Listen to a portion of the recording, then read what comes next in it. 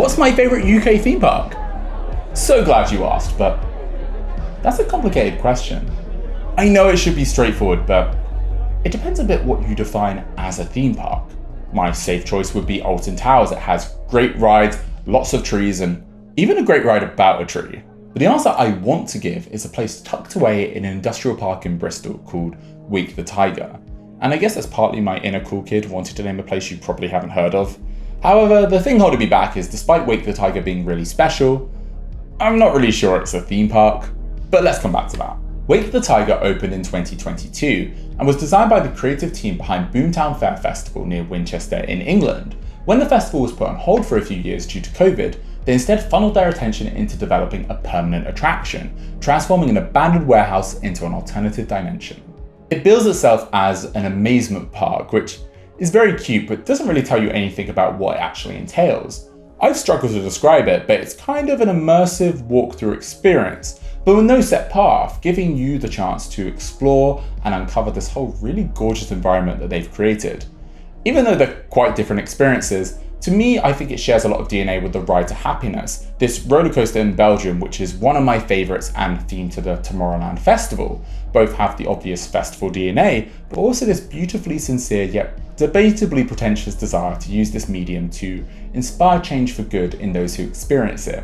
In terms of a more direct comparison, I think in some respects it's inspired by Meow Wolf, an immersive art experience company over in America, but honestly, don't quote me on that, as I've tried to avoid reading too much about Meow Wolf as I want to go in as blind as possible when I do eventually get over and experience it one day. Similarly, the best way to experience Wake the Tiger is to go in knowing as little as possible, so I'll try and keep this spoiler light.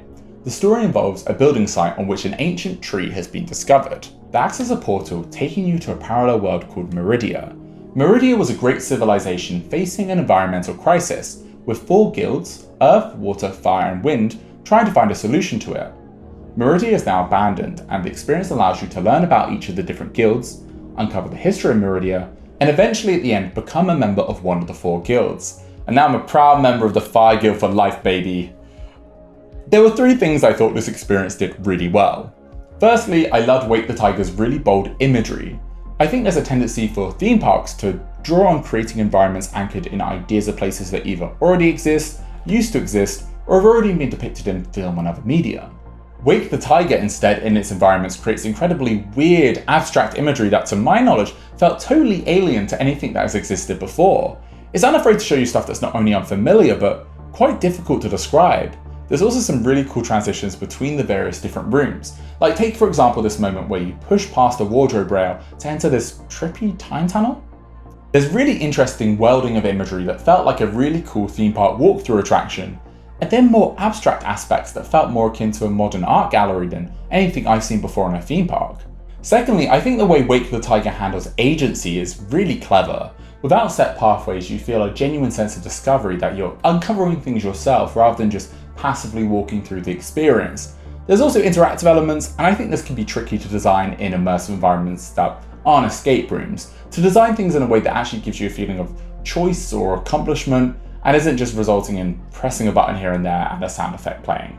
Here at the end, you do a quiz and get sorted into one of the 4 guilds. It might be a bit pandering to millennials like myself who grew up obsessed with their Hogwarts house or doing a BuzzFeed quiz to find out what Disney princess you are, but here it does give a level of personalization to the experience. More interesting to me, however, is the aspects of the experience where you have to use your brain. There's no super complex escape room style puzzles here, but when you do have to use your initiative to figure out how to trigger certain effects, or in some cases find your ways into specific rooms, there's a really satisfying sense of achievement. Finally was this sense of intimacy that the experience provided. It really felt like the design team were relishing the ways that designing for a smaller scale compared to a festival can create this more individual, intimate experience. When I went, it was pretty quiet, but often I was the only person in a room, with some parts having these really comfy cushions in the corner, which felt like they were calling me to linger and absorb the different environments. I remember being sat down in this cool forest environment for a good 10 minutes, phone down, and just listening to the sound design, and I've never felt so at peace in a themed environment before. And even if I went when it was a bit busier, there were aspects of Wake the Tiger, without going too far into spoiler territory, that were intentionally designed in a way that could only be experienced alone.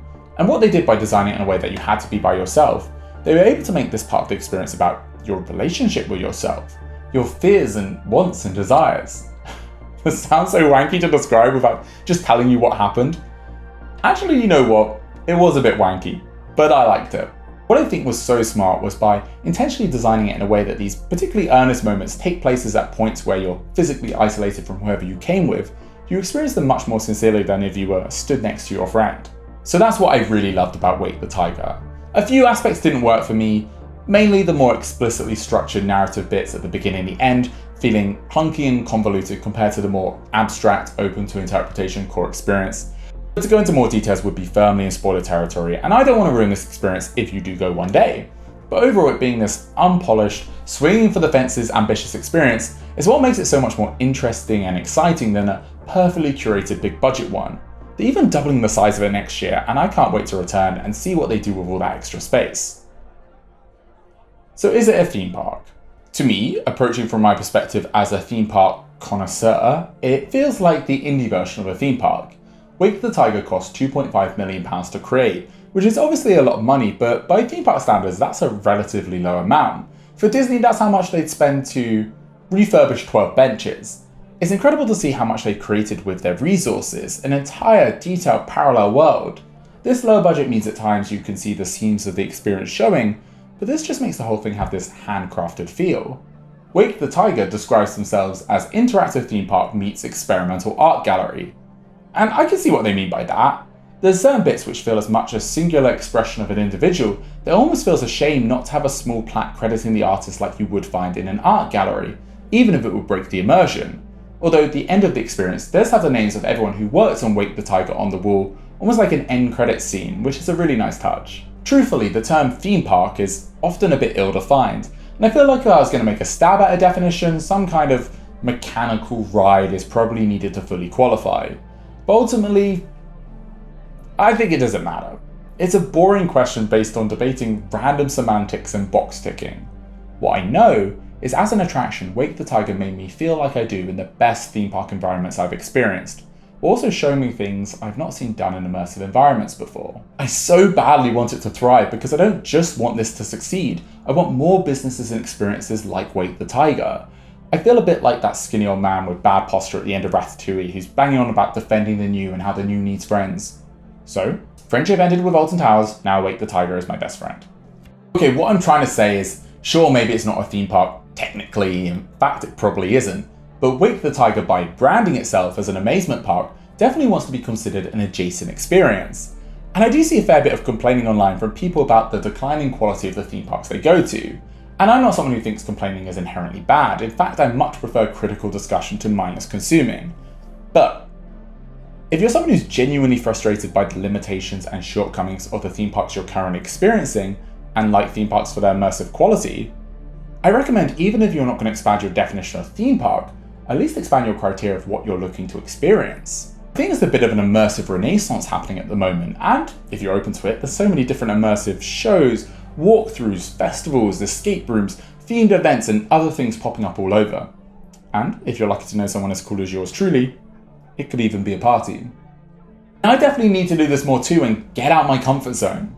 So, let's both take a look online, expand our horizons, and see what amazing immersive experiences are happening near us.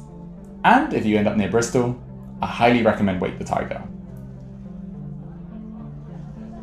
Anyway, to answer your question, yeah, I guess that's my favourite theme park near me. What's yours?